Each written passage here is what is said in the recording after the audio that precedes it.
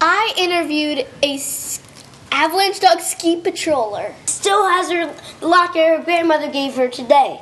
I interviewed my dad because he went to Germany with my mom a bunch of years ago. My cousin who climbed Mount Everest. All these pictures that my dad gave me from when they were traveling, do you guys want to see them? They're really cool. And I got a bunch of them from all these places they went to and everything.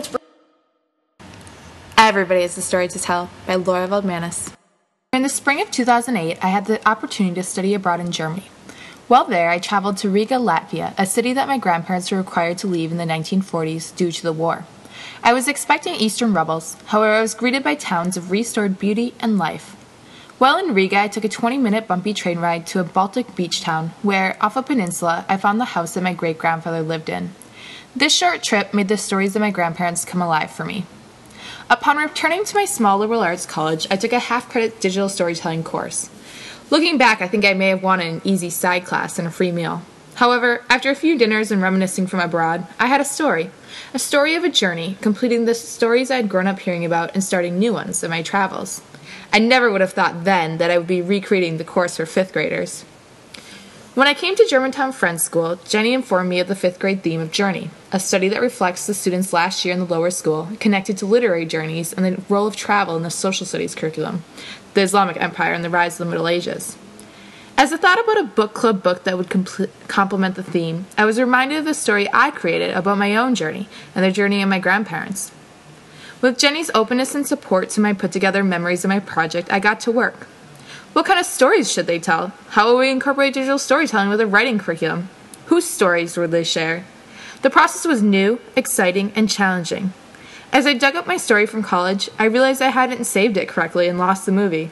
About an hour before introducing the project, I struggled figuring out the new iMovie, got lost using GarageBand, and in the end shared a podcast with pictures the size of thumbnails on the screen. Luckily, the kids are still super excited and already providing a list of names of possible interviewees. After a few lessons on interview techniques, questions to get people talking, and examples of digital narratives, the students got to work. They were asked to interview a friend, family member, or neighbor over a break and come back to school with the research. My cousin, where it's actually kind of cold, he climbed Mount Everest. Pretty cold on Mount Everest, also. Yeah, The art teacher, somebody wrote a book about that. Yeah. Like, it was... I didn't know that person was still alive, but... Sorry, yeah. Okay, but over winter break, I also went somewhere cold on top of a mountain, and You didn't do that. Yes, I did. Oh, really? Yeah, I actually went to a mountain. And I got to hug an avalanche dog, and I interviewed the owner of that avalanche dog. He was really cuddly.